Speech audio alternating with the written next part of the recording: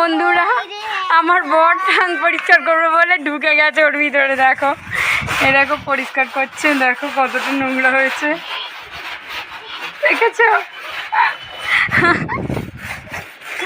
খুব মজা লাগছে আমার, দেখেছ? আমার তো ব্যাপক মজা লাগছে। তোমাদের কেমন লাগছে বলো?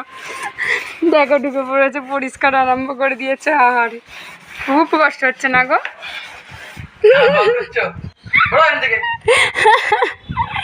এই কেমন লাগছে, কেমন ফিলিংস হচ্ছে বলো তো ভিতরে ঢুকে বন্ধুদের?